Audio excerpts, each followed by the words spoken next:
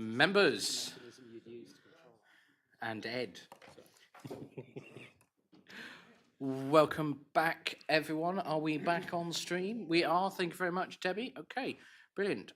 In which case, then, we will carry on with agenda item 8, the heritage strategy, please. Mr. Freeman. Thank you, Chair.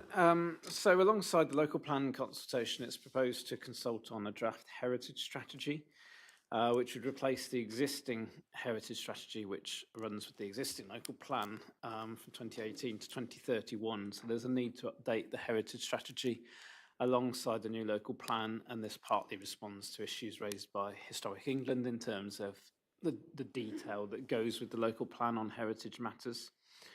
So obviously East Devon's rich in heritage assets, and so ensuring we have a positive strategy for conservation and enjoyment of the historic environment is a key part of plan making.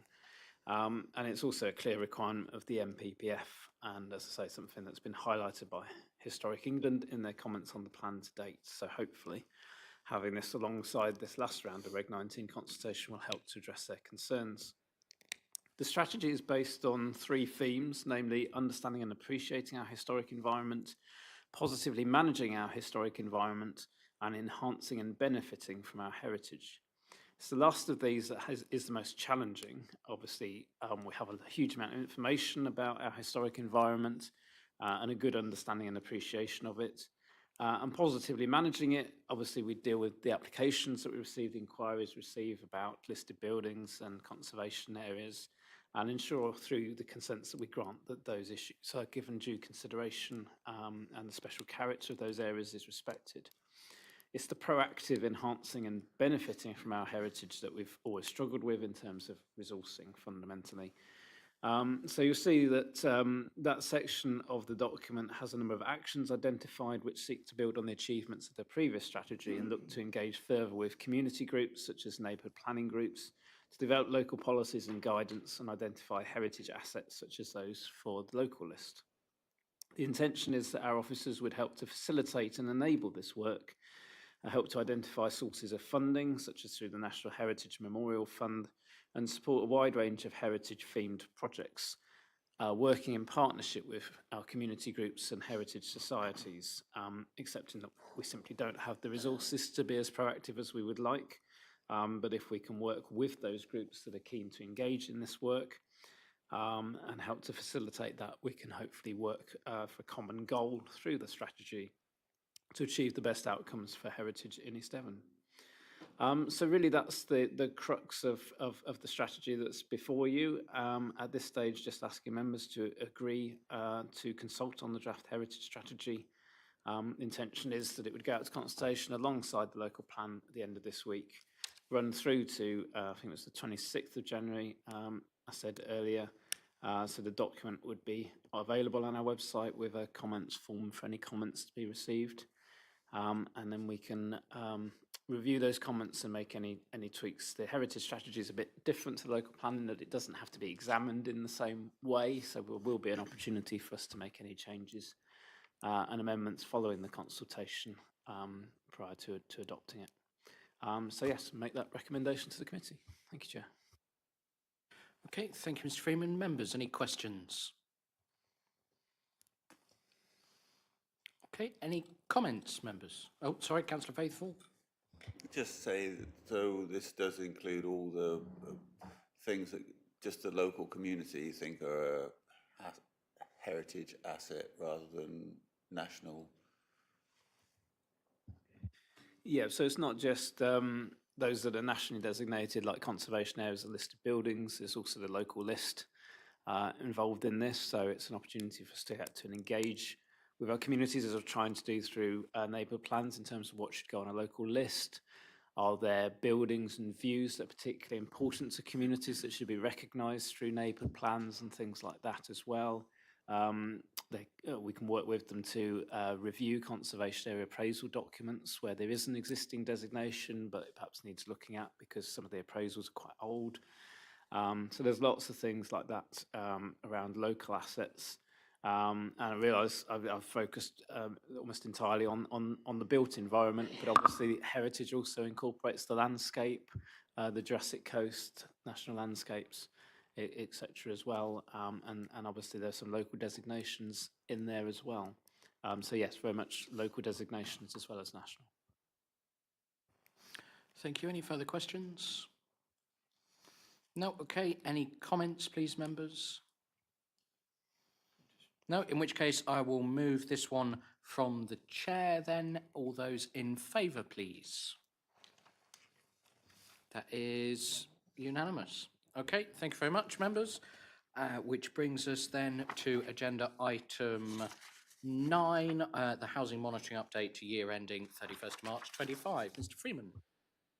Thank you, Chair. So members will be familiar with the format and content of this report, as it follows the same approach as previous annual monitoring reports on our housing supply position.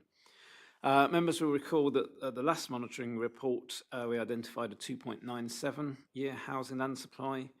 I'm pleased to report that this has improved to 3.5 years, but is still some way short of the 5-year supply position that government says we should have. This is despite the the improvement is despite the number of homes built during the year remaining low, and we're down at 696 homes compared to a government requirement now with the new standard method of 1,156 homes per year. So we're quite a long way short, and that's the second year in succession we've been down around the 600 odd mark. But I think it represents a bit of a slowdown in the construction industry more generally. Partly as a result of increasing costs. There are also issues around supply in terms of expertise with the new building control regime taking effect, shortage of surveyors, all sorts of issues going on in the construction industry, which is unfortunately slowing things down. So we're not alone in terms of this slowdown in supply and build out of homes. And I think we're far from alone in not having a 5-year housing land supply. I think the majority of authorities don't, partly because of the introduction of the new standard method, which obviously increased the numbers. The improvement, therefore, in terms of our position is mainly derived from consents that have been granted and are now within our 5-year supply position. So obviously with the application of the tilted balance, from not having a 5-year housing land supply, we've had various applications coming forward, particularly for sites that are allocated in the local plan, but have the new local plan, but have not reached formal allocation because the plan hasn't progressed that far.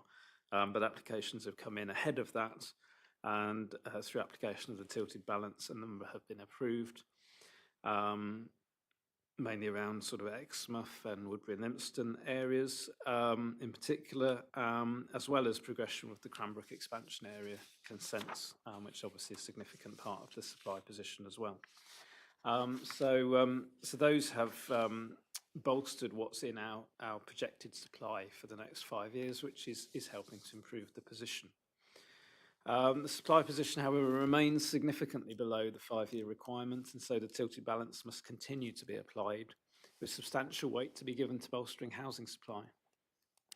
I think this is likely to remain the case until adoption of the local plan, when obviously we move from a position at the moment where we have to calculate our supply position against the standard method.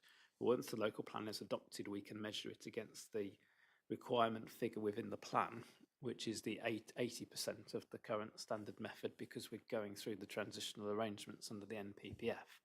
So that will immediately improve the position, alongside the fact we'll obviously have the suppliers set out in the plan.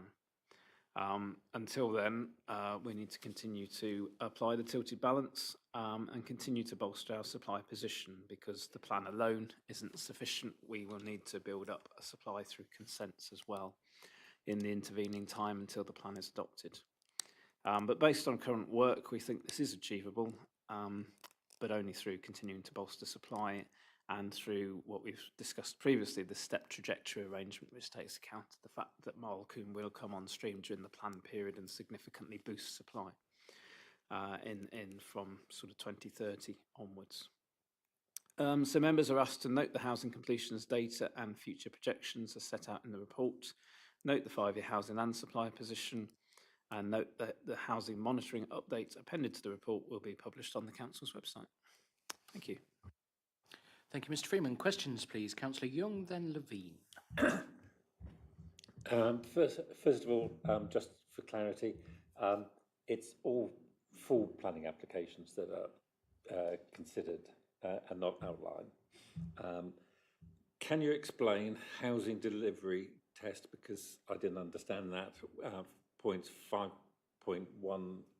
from 5.1 down to 5.5, because I wasn't clear on that. Please. Okay, Councillor Levine. Similar question,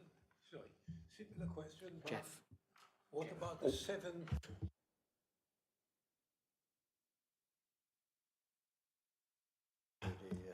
What about you mentioned about the seventh figure is going to come out soon, or has it come out? In 5.6, you say the result of the seventh house determination test is anticipated at the time of writing. Yep. It is still being anticipated. Councillor Howe. Mine's a bit more of a practical question, and it's actually going back to our water cycle report that we had earlier this morning.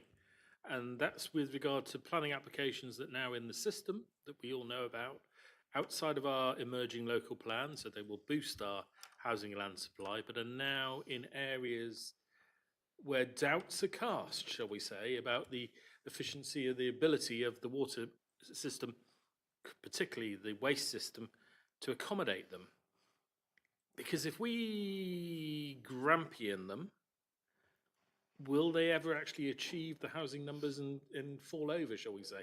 I'm just trying to get to understand where we are and how we get through that. And Councillor Faithful. Yeah.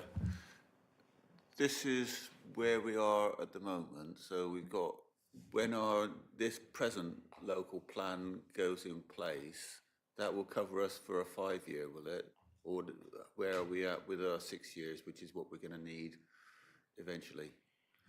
As the report says, that covers us for 5 years. So the 6-year thing falls away once we get to the local plan. Councillor Ledger. Bit of an odd question. Ed, do we know how many planning applications have had a technical start but have not actually commenced with development? And how many dwellings that may be?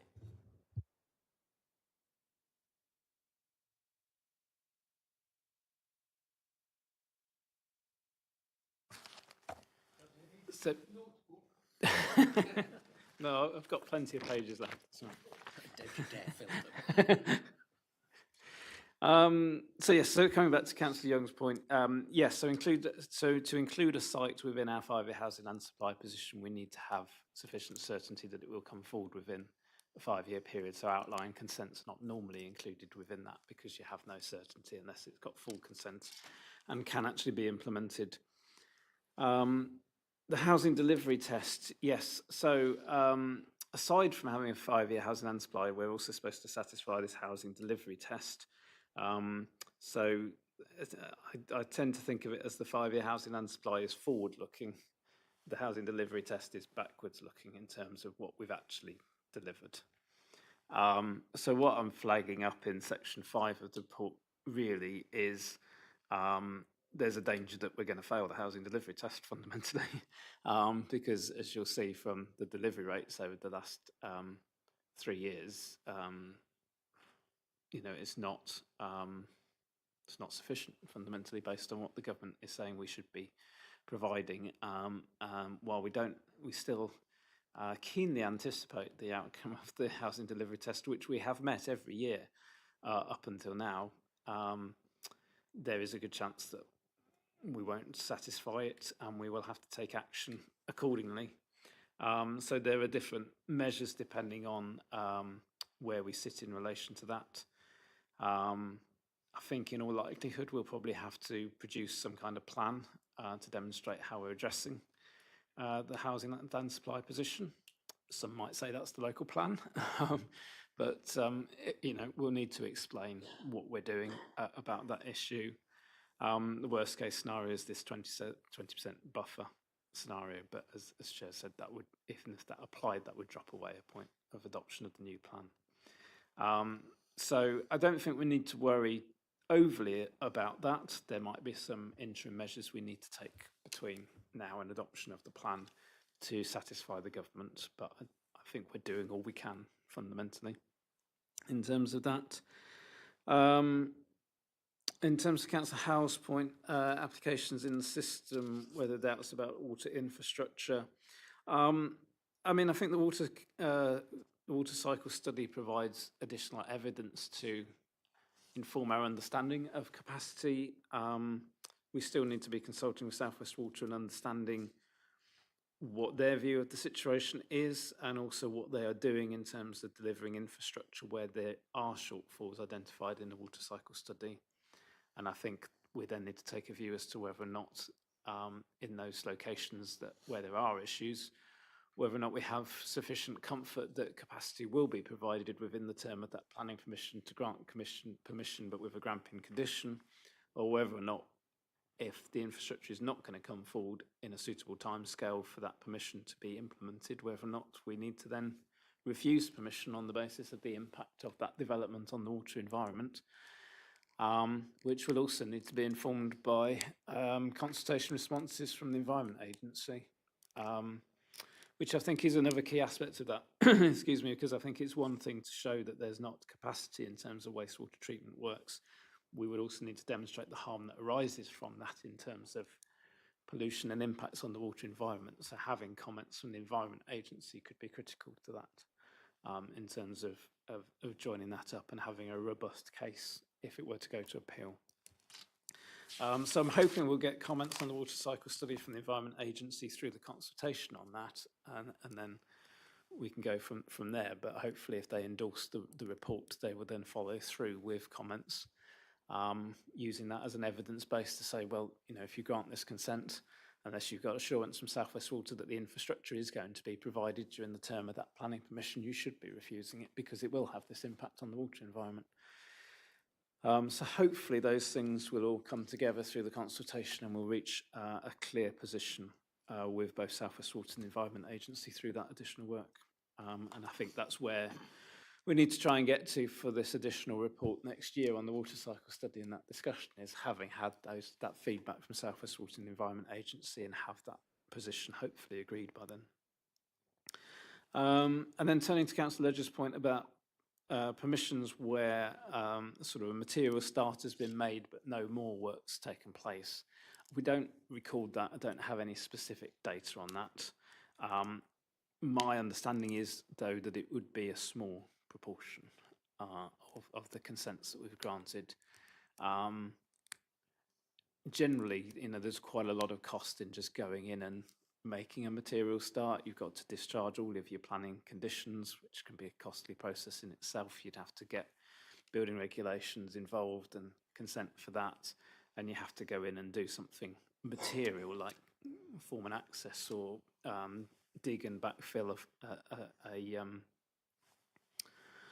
foundation or something like that to make a material start to protect your planning permission in perpetuity, and that in itself is quite a costly exercise. So generally we see that happen on some small scale projects, individual self-builds, conversions and things like that. The larger scale housing developments that have a real material impact on our housing delivery, you know, once they get on site and they follow through and proceed to build out, some quicker than others, really. I mean, I think it's fair to say build out rates in the western part of the district are quite significantly higher than in the eastern part of the district, where we've seen sites, well, particularly thinking, you know, sites around Seaton, the Pebble Beach development's been very slow. Cloakham Lawns at Axminster has been incredibly slow. But they've never actually just stopped, as far as I'm aware. It's just that it's been slow build out over a number of years, with the numbers delivered in of no more than sort of 10 or 12 a year in some cases. Hopefully that helps. Thank you. Thank you, Mr. Freeman. I have seen hands from Councillors Fitzgerald and Blakey and then Young, please. I'm all right, thank you. My question's already been answered. Me then. for Mr. Freeman, of course.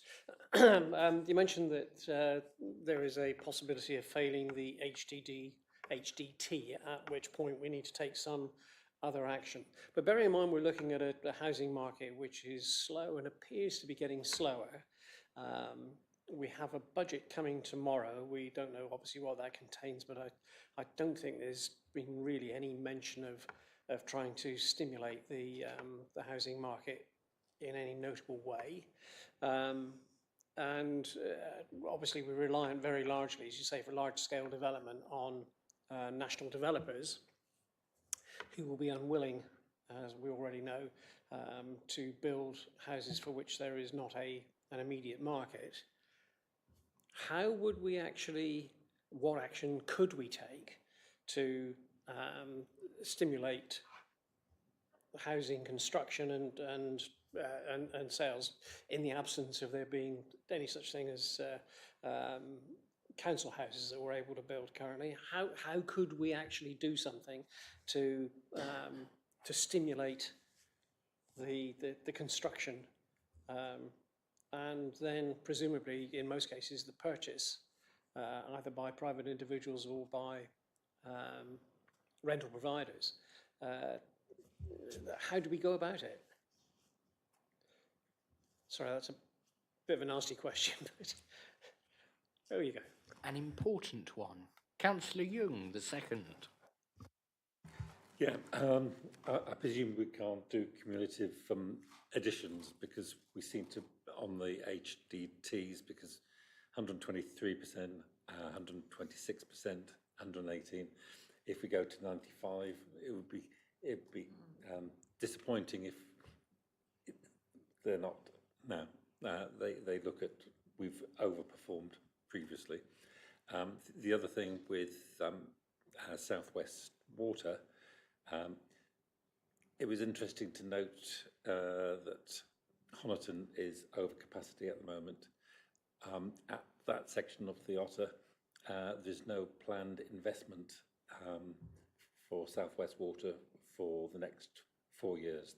They work in 5-year cycles, and their cycle started last year.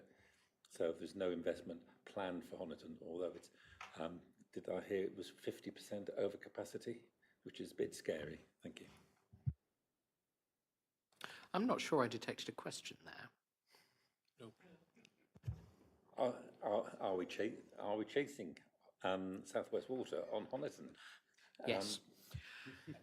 Mr. Freeman. Thank you, Chair. Yes, so coming back to Councillor Blakey's point, yeah, I mean, a lot of this I think is a national picture, which there's not a great deal we can do about that.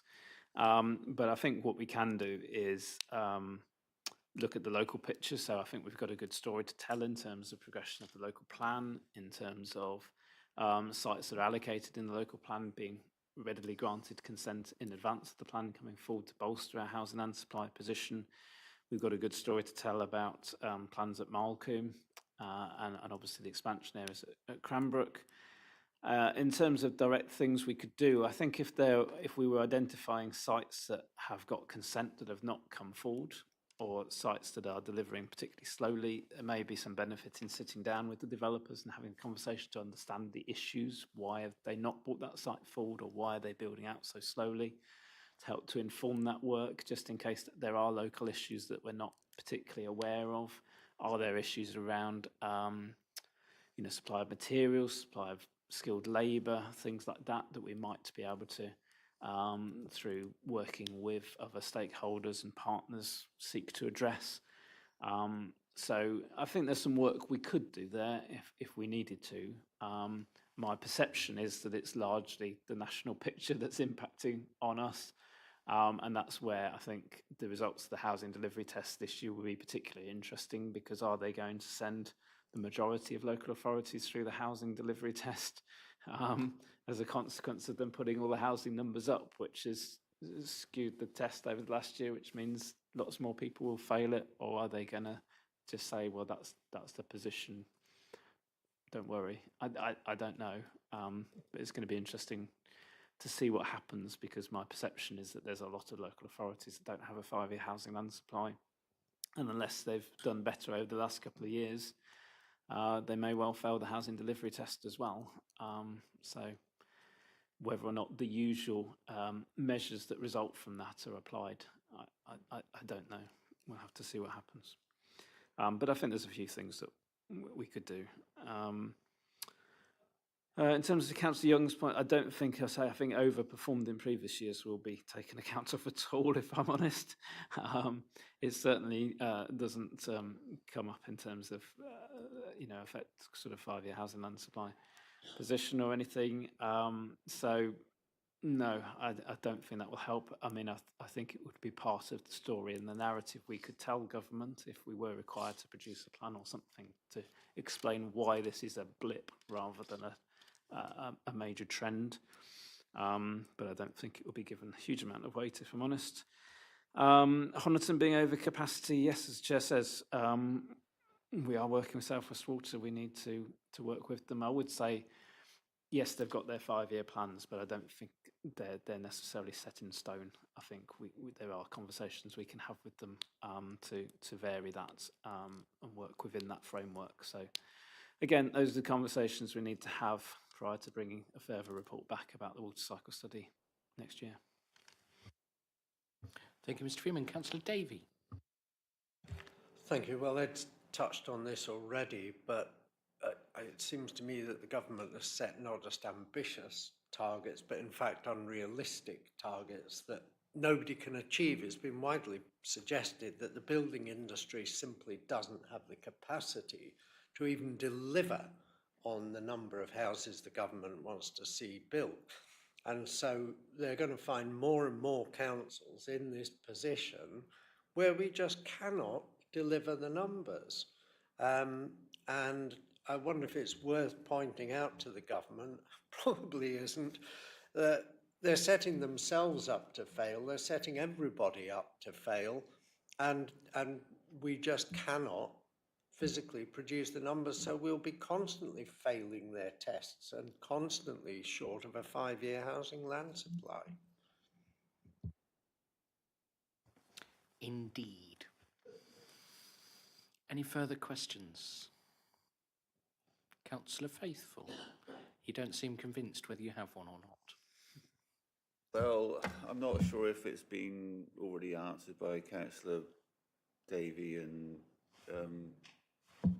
respond to Councillor Kevin. Him over there. It's looking at this graph on whatever graph is the blue and yellow one, table 14, and I mean that is suggesting that we're going to be well below what we should be doing anyway, isn't it? This is not allowing for the local plan. This is where we are at the moment, isn't it? Table 14, page, I don't know what page we're on. I only count 4 Page tables 18, in this 18 of 32 in the report. Blue and yellow. Oh, the appendix, right. So it's saying 1157 for 25-26, then going down to 800, 692, 689, 751, and 3031 is 883. Totals. Yeah, so I think as things stand, that's just things that are consented and then known about at the moment. So that comes back to bolstering that through consents in the meantime. It also comes back to the step trajectory. So while the requirement is, or what are we aiming for, 954 a year across the plan period, but the step trajectory means it's lower than that in those early years of the plan, excepting that it would step up when Malcolm comes on stream. So that's not as disastrous as that looks when you're looking at figures of 600-700, because it's going to be lower than 954 in those early years of the plan anyway, and then stepping up to sort of 1,100-1,200 a year in the latter years once Malcolm comes on stream.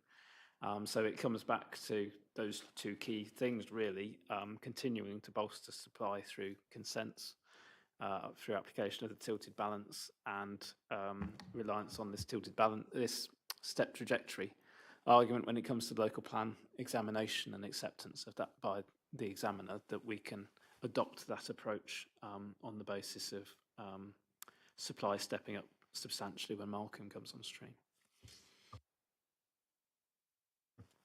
Okay, thank you, Mr. Freeman. I'm going to move. Oh, Councillor Bailey. I'm not going to move us to debate. Your question. Quick one, if I may. Playing devil's advocate here, it appears that looking at this, we're in a position, as Ollie said, we're never going to catch up the way it's going. The housing market's dropping like a stone. Developers aren't building the speculative houses now because they know if they build them, they can't sell them. So the whole thing's grinding to a halt. And my question is there any way that Mr. Freeman could see that we could avoid the alleged penalties that are attached to this if we don't comply with the regulations, i.e. extra houses thrust upon us when we can't deliver what we've got? Thank you.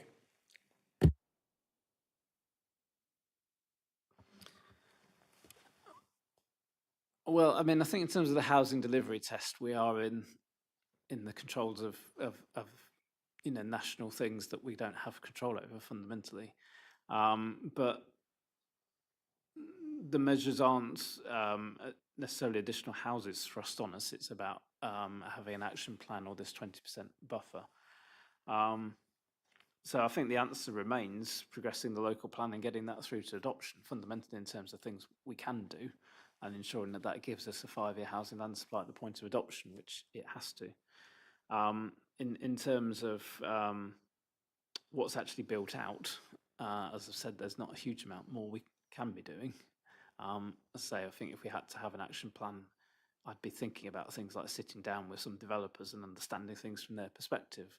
But my understanding would be there would be these wider issues about market conditions, costs of materials, cost of labour, access to skilled labour, much of which are things we don't have much control over. So it's a national issue that needs to be dealt with on a national scale.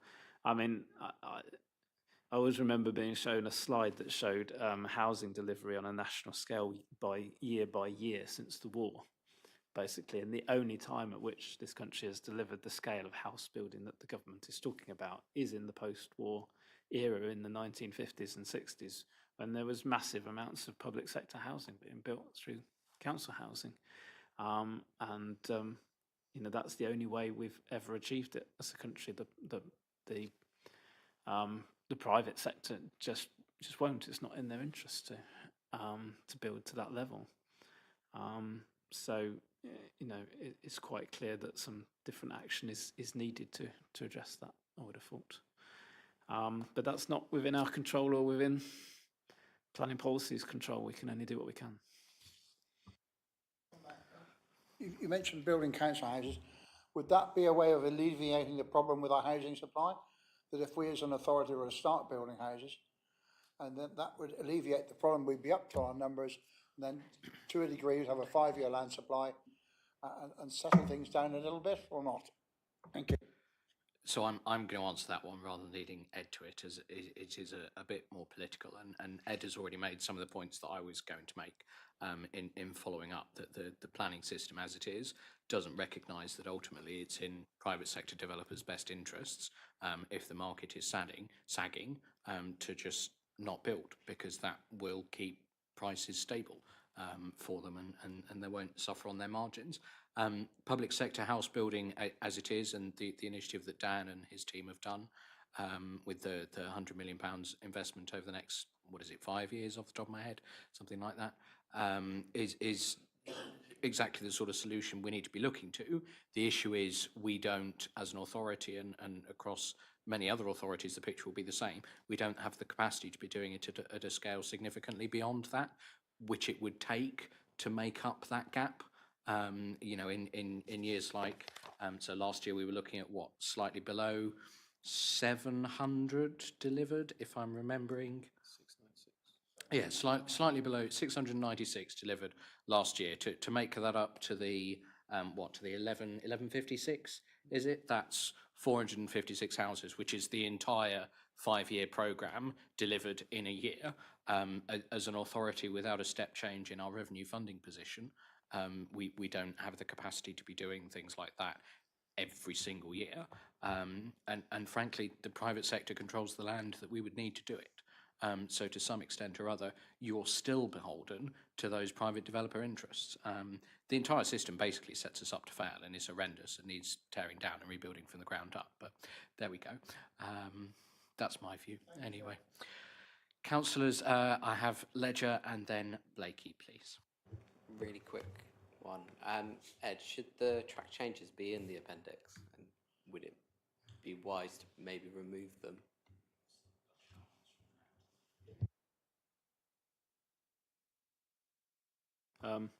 No, they very much shouldn't be there. I don't know how that's happened.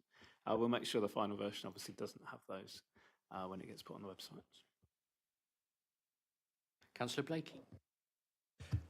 Just as a follow-up to your comments, Chair, even if we had the money and it suddenly magicked itself out of somewhere, where are you going to find the trades to build the things? Indeed. Rock and a hard place comes to mind. Very good. Well, other than commiserating about the sorry state of the planning system as it is, does anybody have any further comments to make about this report? I wasn't going to make a comment, I was going to move the recommendations. Oh, very good. Would anybody wish to? Councillor Levine's hand rocketed up to second those. Does anybody have any further comments to make then, please? No, in which case we will go to a vote. All those in favour of accepting the 3 recommendations, please. 1, 2, 3, 4, 5, 6, 7, 8, 9, 10, 11, which stacks up because Councillor Parr has left. Those against, 1, and those abstaining, none. Very good. Okay, that brings us to the end of today's meeting then. Thank you very much, members.